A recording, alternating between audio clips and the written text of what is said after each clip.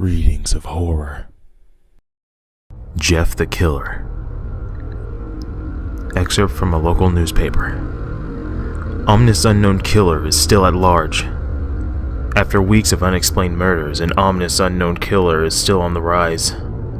After little evidence has been found, a young boy states that he has survived one of the killer's attacks and bravely tells his story. "I had a dream, and I woke up in the middle of the night," says the boy. "I saw that for some reason the window was open, even though I remember it being closed before I went to bed. I got up and shut it once more. Afterwards, I simply crawled under my covers and tried to get back to sleep. That's when I had a strange feeling, like someone was watching me. I looked up and nearly jumped out of my bed. There, in the little ray of light, illuminating from between my curtains, were a pair of two eyes. They weren't regular eyes, they were dark, ominous eyes. They were bordered in black and just plain out terrified me. That's when I saw his mouth, a long, horrendous smile that made every hair on my body stand up. The figure stood there watching me. Finally, after what seemed like forever, he said it. A simple phrase, but said it in a way that only a madman could speak. He said, 'Go to sleep.' I let out a scream. That's what sent him at me. He pulled up a knife, aiming at my heart. He jumped on top of my bed. I fought him back. I kicked, I punched, I rolled over, trying to knock him off me. That's when my dad busted in. The man threw the knife. It went into my dad's shoulder. The man's probably would have finished him off if one of the neighbors hadn't alerted the police. They drove into the parking lot and ran towards the door. The man turned and ran down the hallway. I heard a smash like glass breaking. As I came out of my room, I saw the window that was pointing towards the back of my house was broken. I looked out to see him vanish into the distance. I can tell you one thing, I will never forget that face. Those cold, evil eyes and that psychotic smile. They will never leave my head. Police are still on the look for this man. If you see anyone that fits the description in the story, please contact your local police department. Jeff and his family had just moved into the new neighborhood. His dad had gotten a promotion at work, and they thought it would be best to live in one of those fancy neighborhoods. Jeff and his brother Liu couldn't complain though. A new, better house, what was not to love? As they were getting unpacked, one of their neighbors came by. "Hello," she said. "I'm Barbara. I live across the street from you. Well, I just wanted to introduce myself and to introduce my son." She turns around and calls her son over. "Billy, these are our new neighbors." Billy said hi and ran back to play in his yard. "Well," said Jeff's mom, "I'm Margaret, and this is my husband Peter, with my two sons Jeff and Liu." They each introduced themselves, and then Barbara invited them to her son's birthday. Jeff and his brother were about to object when their mother said that they would love to when Jeff and his family were done packing. Jeff went up to his mom. "Mom, why would you invite us to some kid's party? If you haven't noticed, I'm not some dumb kid." "Jeff," said his mother, "we just moved here. We should show that we want to spend time with our neighbors. Now, we're going to that party, and that's final." Jeff started to talk, but stopped himself, knowing that he couldn't do anything. Whenever his mom said something, it was final. He walked up to his room and plopped down on his bed. He sat there looking at his ceiling when suddenly he got a weird feeling. Not so much a pain, but a weird feeling. He dismissed this as just some random feeling. He heard his mother call him down to get his stuff, and he walked down to get it. The next day, Jeff walked down the stairs to get breakfast and got ready for school. As he sat there eating his breakfast, he once again got that feeling. This time, it was stronger. It gave him a slight tugging pain, but he once again dismissed it. As he and Liu finished breakfast, they walked down to the bus stop. They sat there waiting for the bus, and then all of a sudden, some kid on a skateboard jumped over them, only inches above their laps. They both jumped back in surprise. "Hey, what the hell?" The kid landed and turned back to them. He kicked his skateboard up and caught it in his hands. The kid seems to be about 12, 1 year younger than Jeff. He wears an Aeropostale shirt and ripped blue jeans. Well, well, well. It looks like we got some new meat. Suddenly, 2 other kids appeared. One was super skinny and the other was huge. "Well, since you're new here, I'd like to introduce ourselves. Over there is Keith." Jeff and Leo looked over to the skinny kid. He had a dopey face and you would expect a sidekick to have. "And he's Troy." They looked over to the fat kid. Talk about a tub of lard. This kid looked like he hadn't exercised since he was crawling. "And I," said the first kid, "am Randy. Now, all for the kids in this neighborhood, there is a small price for bus fare. If you catch my drift." Liu stood up, ready to punch the lights out of this kid's eyes, when one of his friends pulled a knife on him. "I'd hoped you would be more cooperative, but it seems we must do this the hard way." The kid walked up to Liu and took his wallet out of his pockets. Jeff got the feeling again. Now, it was truly strong, a burning sensation. He stood up, but Liu gestured him to sit down. Jeff ignored him and walked up to the kid. "Listen here, you little punk. Give back my bro's wallet or else." Randy put the wallet in his pocket and pulled out his own knife. "Oh? And what will you do?" Just as he finished the sentence, Jeff popped the kid in the nose. As Randy reached for his face, Jeff grabbed the kid's wrist and broke it. Randy screamed and Jeff grabbed the knife from his hand. Troy and Keith rushed Jeff, but Jeff was too quick. He threw Randy on the ground. Keith lashed out at him, but Jeff ducked and stabbed him in the arm. Keith dropped the knife and fell into the ground screaming. Troy rushed him too, but Jeff didn't even need the knife. He just punched Troy straight in the stomach and Troy went down. As he fell, he puked all over. Liu could do nothing but look in amazement at Jeff. "Jeff, how do you..." That was all he said. They saw the bus coming and knew they'd be blamed for the whole thing. They started running as fast as they could. As they ran, they looked back and saw the bus driver rushing over to Randy and the others. As Jeff and Liu made it to school, they didn't dare tell what happened. All they did was sit and listen. Liu just thought of that as his brother beating up a few kids, but Jeff knew it was more. It was something scary. As he got the feeling, he felt how powerful it was, the urge to just hurt someone. He didn't like how it sounded, but he couldn't help feeling happy. He felt the strange feeling go away and stay away for the entire day of school. Even though he walked home due to the whole thing near the bus stop, and how now he probably wouldn't be taking the bus anymore, he felt happy.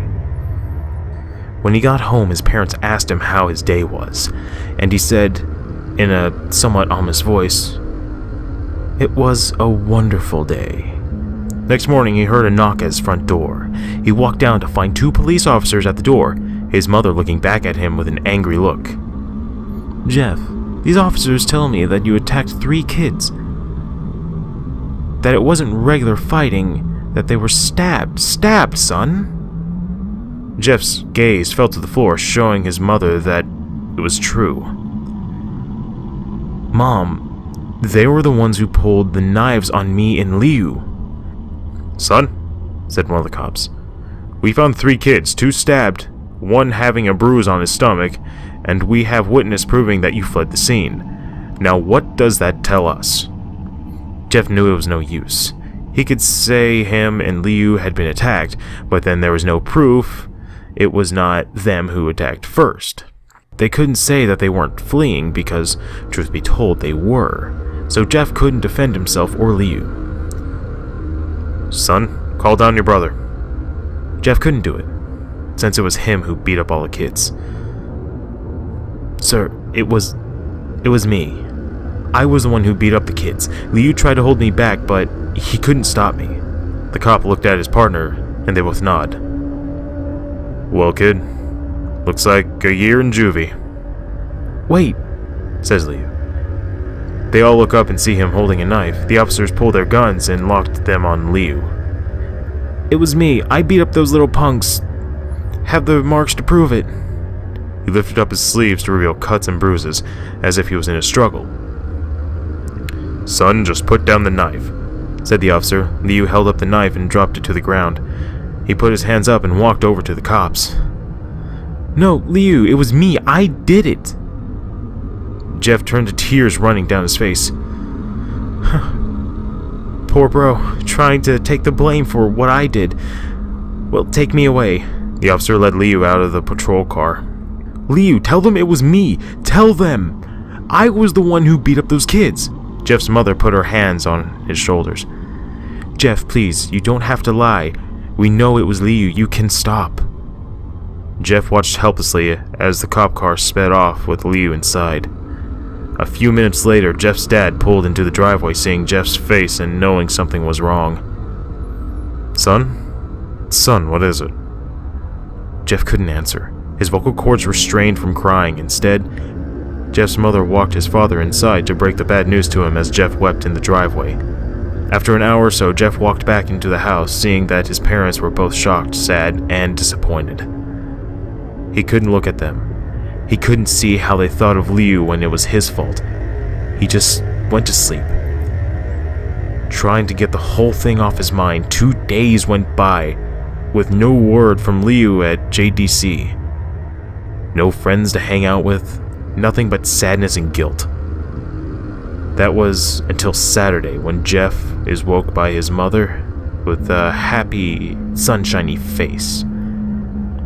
"Jeff, it's the day," she said as she opened up the curtains and let light flood his room. What's today?" asked Jeff as he stirs awake. "Why, it's Billy's party." He is now fully awake. "Mom, you're joking, right? You don't expect me to go to some kid's party after..." There was a long pause. "Jeff, we both know what happened. I think this party could be the thing that brightens up the past days. Now get dressed." Jeff's mother walked out of the room and downstairs to get ready herself. He fought himself to get up. He picked out a random shirt and pair of jeans and walked downstairs. He saw his mother and father all dressed up, his mother in a dress and his father in a suit. He thought, why would they ever wear such fancy clothes to a kid's party? "Son, is that all you're going to wear?" said Jeff's mom. "Better than wearing too much," he said. His mother pushed down the feeling to yell at him and hide it with a smile. "Now, Jeff, we may be overdressed, but this is how you go if you want to make an impression," said his father. Jeff grunted and went back up to his room. "I don't have any fancy clothes," he yelled downstairs. "Just pick out something," called his mother. He looked around in his closet for what he could call fancy. He found a pair of black dress pants he had for special occasions and an undershirt. He couldn't find a shirt to go with it, though. He looked around and found only a striped and patterned shirts, none of which go with dress pants. Finally, he found a white hoodie and put it on. "You're wearing that?" they both said. His mother looked at her watch. "Oh, no time to change. Let's just go," she said as she herded Jeff and his father out the door. They crossed the street over to Barbara and Billy's house. They knocked on the door, and it appeared that Barbara, just like his parents, way overdressed. As they walked inside, all Jeff could see were adults, no kids. "The kids are out in the yard, Jeff. How about you go and meet some of them?" said Barbara. Jeff walked outside into a yard full of kids. They were running around, weird cowboy costumes, and shooting each other with plastic guns. He might as well have been standing at a Toys R Us. Suddenly a kid came up to him and handed him a toy gun and hat. "Hey, wanna play?" he said. No, kid, I'm way too old for this stuff." The kid looked at him with a weird puppy dog face. "Please," said the kid. "Fine," said Jeff. He put on the hat and started to pretend to shoot the kids. At first he thought it was totally ridiculous, but then he started to actually have fun. It might not have been super cool, but it was the first time he had done something that took his mind off of Liu. So he played with the kids for a while until he heard a noise. A weird rolling noise. Then it hit him. Randy, Troy, and Keith all jumped over the fence on their skateboards. Jeff dropped the fake gun and ripped off the hat. Randy looked at Jeff with burning hatred. "Hello, Jeff, is it?" he said. "We have some unfinished business." Jeff saw the bruised nose. "I think we're even. I beat the crap out of you, and you get my brother sent to JDC. Randy got an angry look in his eyes. "Oh no, I don't go for even, I go for winning. You might have kicked our asses that one day, but not today." As he said that, Randy rushed at Jeff. They both fell on the ground. Randy punched Jeff in the nose, and Jeff grabbed him by the ears and headbutted him. Jeff pushed Randy off of him and both rose to their feet. Kids were screaming and parents were running out of the house, Troy and Keith both pulling guns out of their pockets. "No one interrupts or guts will fly," they said. Randy pulled a knife on Jeff and stabbed it into his shoulder. Jeff screamed and fell to his knees. Randy started kicking him in the face. After 3 kicks, Jeff grabs his foot and twists it, causing Randy to fall to the ground. Jeff stood up and walked towards the back door. Troy grabbed him. "Need some help?" He picks Jeff up by the back of his collar and throws him through the patio door. As Jeff tries to stand, he is kicked down to the ground. Randy repeatedly starts kicking Jeff until he starts to cough up blood. "Come on, Jeff! Come on! Fight me!" He picks Jeff up and throws him into the kitchen. Randy sees a bottle of vodka on the counter and smashes the glass over Jeff's head. "Fight!" He throws Jeff back into the living room. "Come on, Jeff, look at me!" Jeff glances up, his face riddled with blood. "I was the one who got your brother sent to JDC, and now you're just gonna sit here and let him rot in there the whole year. You should be ashamed." Jeff starts to get up. "Oh, finally, you stand and fight." Jeff is now on his feet, blood and vodka on his face. Once again, he gets that strange feeling, the one in which he hasn't felt for a while. "Finally, he's up," says Randy as he runs at Jeff. That's when it happens. Something inside Jeff snaps. His psyche is destroyed, all rational thinking is gone, and all he can do is kill. He grabs Randy and pile drives him into the ground. He gets on top of him and punches him straight in the heart. The punches causes Randy's heart to stop. As Randy gasps for air, Jeff hammers down on him, punch after punch, blood gushing from Randy's body, until he takes one final breath and dies. Everyone is looking at Jeff now. The parents, the crying kids, even Troy and Keith, although they easily broke their gaze and pointed their guns at Jeff. Jeff sees the guns trained on him and runs for the stairs.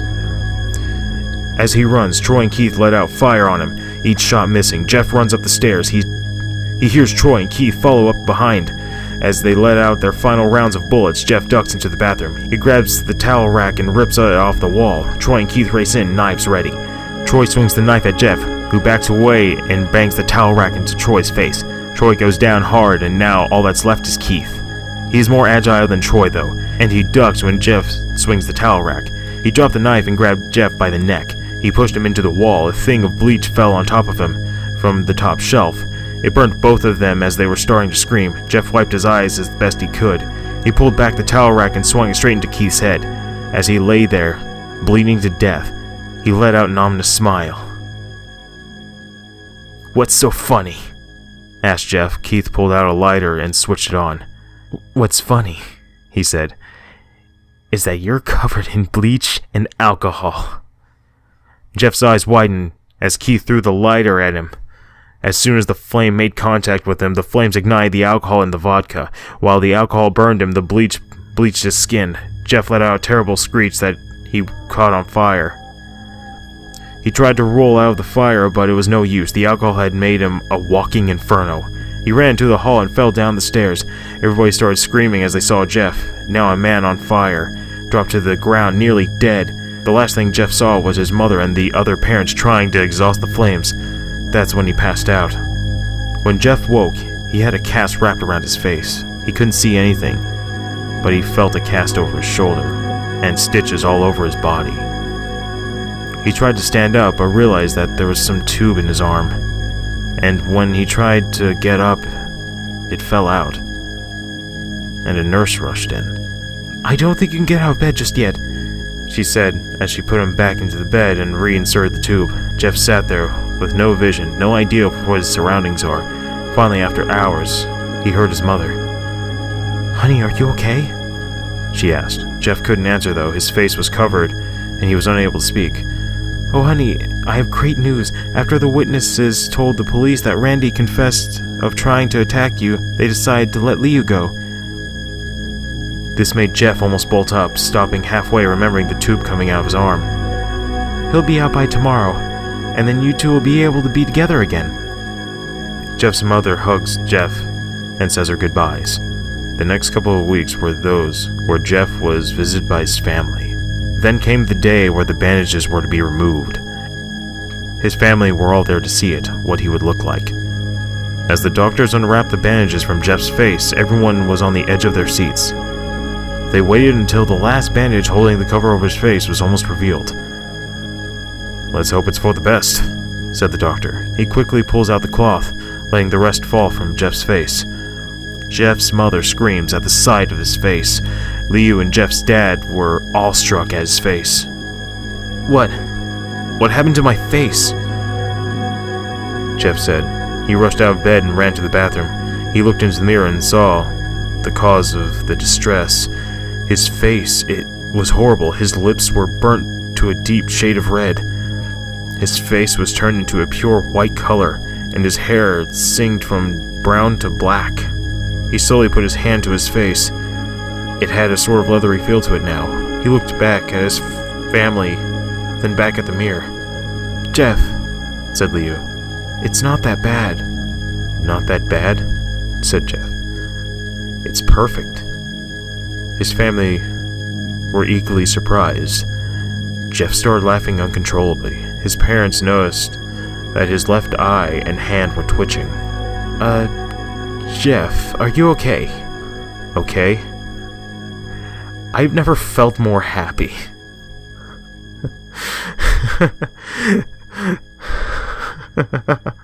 "Look at me. This face goes perfectly with me." He couldn't stop laughing. He stroked his face, feeling it, looking at it in the mirror. What caused this? Well, you may recall when Jeff was fighting Randy, something in his mind, his sanity, snapped. Now he was left as a crazy killing machine. That is, his parents didn't know. "Doctor," said Jeff's mom, "is my son alright, in the head?" "Oh yes, this behavior is typical for patients that have taken very large amounts of painkillers. If his behavior doesn't change in a few weeks, bring him back here and we'll give him a psychological test." "Oh, thank you, doctor." Jeff's mother went over to Jeff. "Jeff, sweetie, it's time to go." Jeff looks away from the mirror, his face still formed into a crazy smile. "Okay, mommy." His mother took him by the shoulder and took him to get his clothes. "This is what came in," said the lady at the desk. Jeff's mom looked down to see that the black dress pants and white hoodie her son wore. They were now clean of blood and now stitched together. Jeff's mother led him to the room and made him put his clothes on. Then they left, not knowing that this was their final day of life.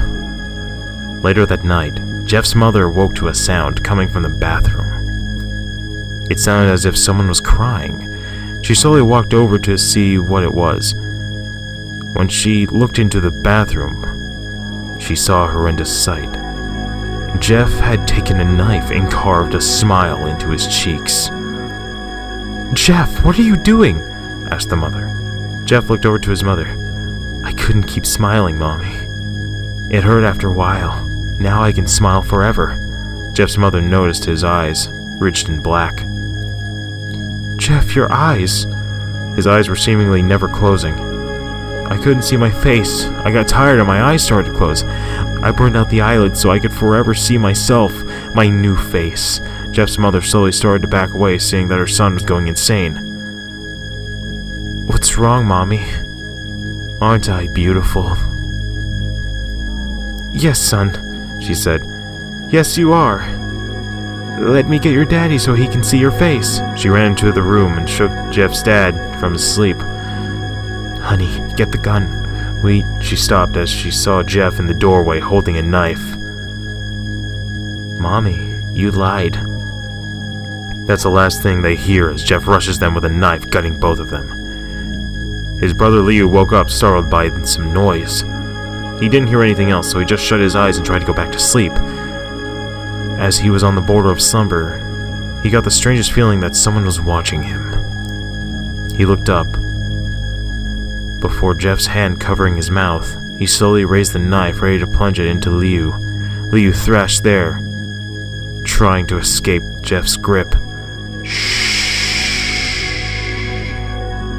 Jeff said. Just go to sleep. Thank you for watching. Feel free to like, comment, share, and subscribe if you want to be my buddy. If you have any suggestions for future content or tips, let me know in the comments below. And always remember, you have potential.